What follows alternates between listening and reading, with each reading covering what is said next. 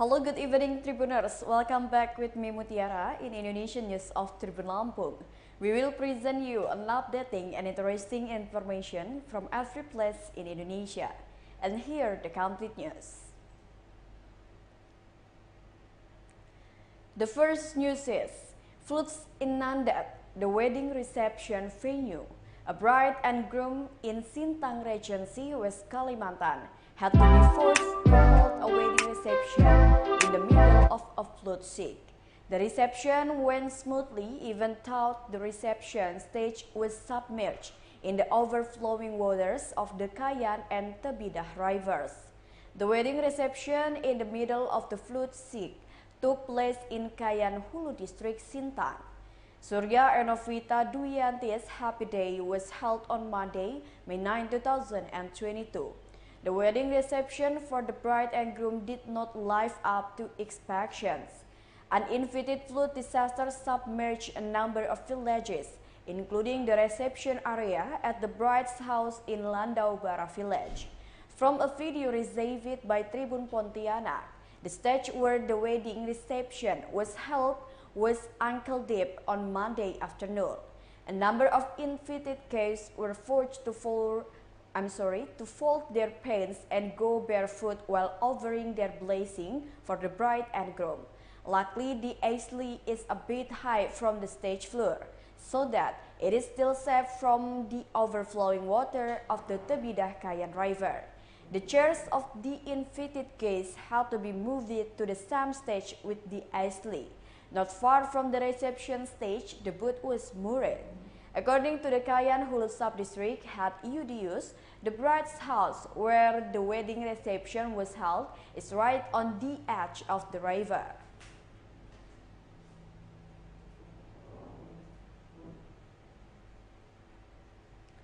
The next news is, search for victims who were swept away by the flood. The search and rescue team Brigadier Mobile Bone assisted in the search for drowning victims in Sinjai Regency, South Sulawesi. It is known that the Battalion C headquarters of the South Sulawesi Regional Police Mobile Brigadier Unit Latenri Beta Bone is located on MH Tamrin Route TA Village, Tanete Riatang District, Bone Regency, South Sulawesi. Together with the Bone National Search and Rescue Agency, the BRIMOB Bone Search and Rescue Team went to Sinjai. According to the community's report, there was a resident who was swept away by the river currents due to the floods that occurred on Sunday, May 8, 2022 yesterday.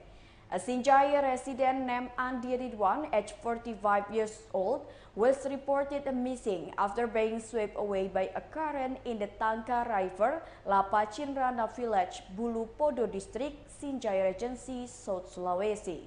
It is suspected that Andi Rahman was about to cross the river.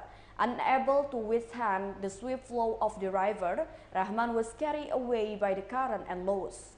A joint search and rescue team from BRIMOB Ion C Pioneer and the National Search and Rescue Agency of Bone Regency went to the location to carry out search efforts.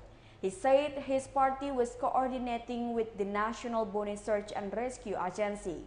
Information about the disappearance of the victim was reported by the family after receiving news from an eyewitness who lives on the river coast.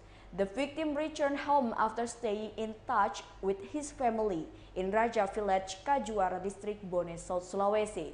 Rahman was banned because the river current was quite strong. It is just that the victim was still desperate to go across the river. An eyewitness on behalf of MICE saw the victim who was swept away by the current.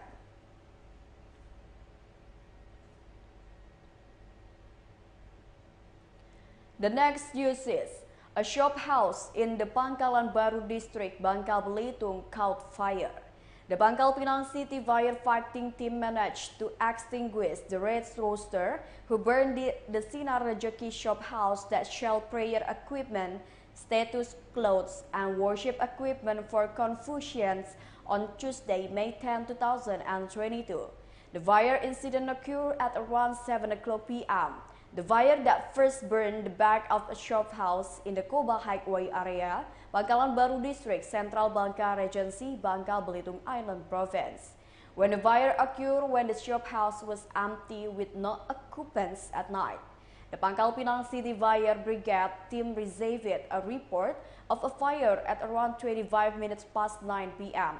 Then the team immediately went to the scene. He also explained that the fire was suspected to have been caused by an electrical short in the shop. The owner of the Sinar Ruko, when met by BangkaPost.com, was unable to comment on the cause and the amount of losses suffered as a result of the fire. Meanwhile, the head of Pangkalan Baru Sub-District, Roy Paris, when met at the scene, appealed to the public to remain careful. From BangkaPost.com's observation at the scene, it can be seen that the back of the shop house was scarred, but some of the items in front of had not been eaten by fire.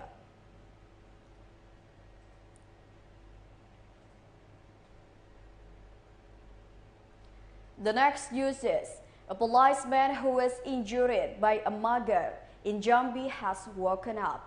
The good news is that the head of the Jambi Regional Police Mobile Investigation Unit, Police Commissioner Adjutant Silaen, who was speared by DPO, finally regained consciousness. Previously, Police Commissioner Adjutant Silaen underwent surgery on Tuesday, May 10, 2022 night at Raden Matahir Hospital.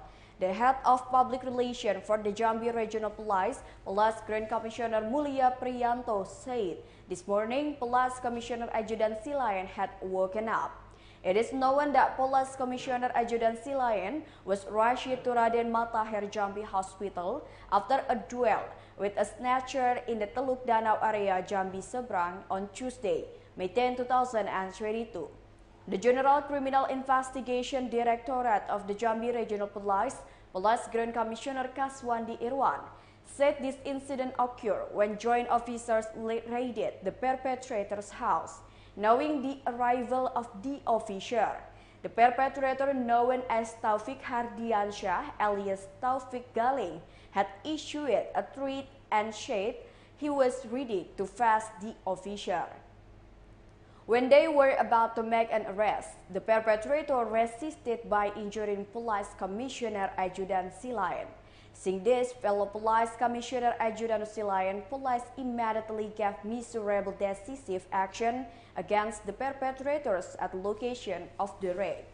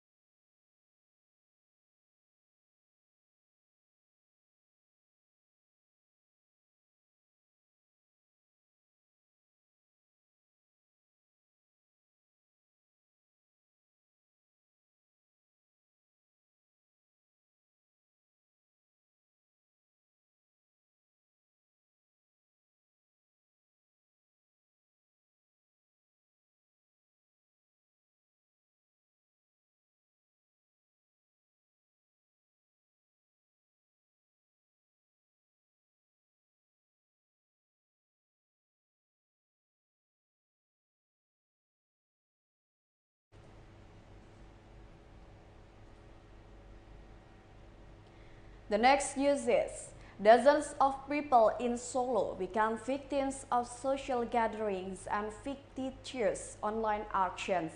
Dozens of people claiming to be victims of arisan and fictitious online auction reported to the Reserve Police of the big city of Solo on Tuesday, May 10, 2022. They claim it to have suffered losses of up to billions of rupiah. There were about 40 people from Solo and Soloraya who made reports with evidence of transfer and evidence of losses. The reported party itself is a resident of Mojo Songo village, Jambret district, Solo City, and has the status of husband and wife, namely DU and BR.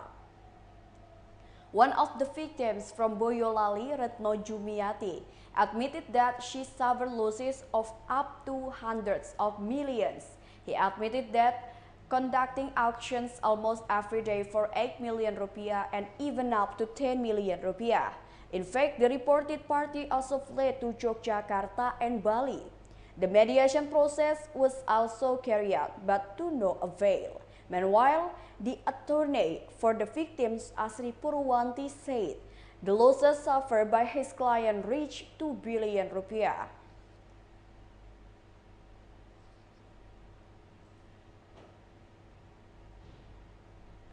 The next news is a man becomes a victim of stabbing. Hans, a 24-year-old resident of Wolomarang, was rushed to the TC Healers Maumere Hospital on Tuesday, May 10, 2022 at night.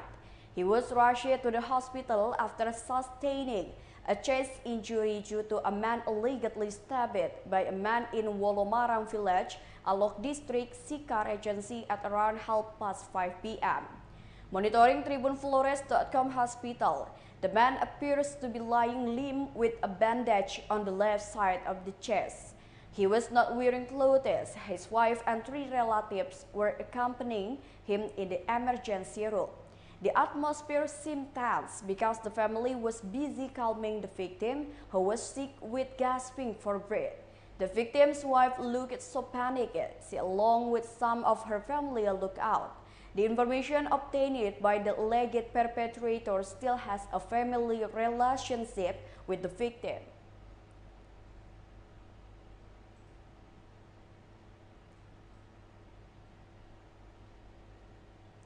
The last news is the case of disposal the bodies of a pair lovers by unscrupulous Indonesian national soldiers.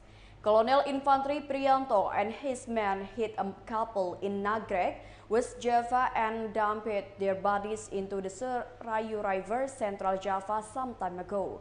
The High Military Prosecutor Colonel Wirdel Boy said that the defendant had more than 5 hours to provide assistance to victim to the hospital. However, when they were put into the car, the members of the Indonesian National Armed Forces actually had a plane to throw the victim's body into the river.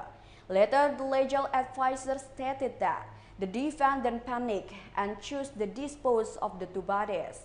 Boyce said, if in a state of panic, the 2 victims would certainly be left on the streets.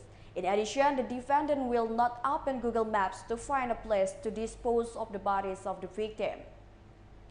Boy continued, Colonel Priyanto also had time to tell his men the accident and the disposal of the bodies would be a secret for the 3 of them. So he judged that what was done by this member of the Indonesian National Army had plenty to dispose of the bodies of the victims, and one of them was still alive. There are several alternatives to dispose of the bodies of accident victims, such as a small river, but it is not enough to hide the 2 bodies. The 2 looked for another river, but it turned out that there were a lot of people passing by, so it was not possible to dispose of the bodies. Third, throw the body into a deep river so as not to be caught by local residents or the police.